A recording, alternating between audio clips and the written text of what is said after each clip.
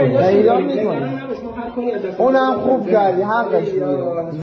خب این فیلمی که از قاتل خانم حسین نژاد اومده رو اگه بخوایم تحلیل زبان بدن بکنیم برای من کاری نداره. خیلی راحت میتونم بگم دستش اینجوری بود نشونه این، سرش اینجوری بود نشونه این. هر کدوم از حرکاتش یه معنی تو زبان بدن داره. اما زبان بدن حرفه‌ای و علمی اینجوری نیست که طرف تو شرایط عادی نباشه، ترسیده باشه، استرس داشته باشه تو تحلیلش کنی، چون همه علائمش میریزه به هم زمانی که ترسیده. نمیتونی متوجه بشی این کاری که الان داره انجام میده واسه ترسشه، اینکه 4 تا مأمور وایسادن دورش رو دستگیرش کردن و 1000 تا اتفاق ممکنه براش بیفته، یا برا دروغشه.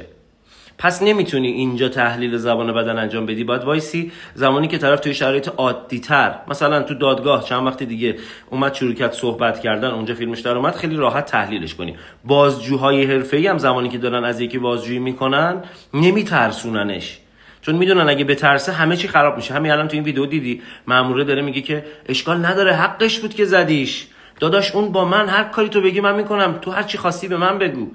داره یه کاری میکنه این ترسش بیشتر نشه که کار خرابتر از این نشه، طول نکشه، زمان بر نشه. به نظر من بچه حرفه‌ای بودن اونایی که داشتن باش صحبت میکردن توی این ویدیو.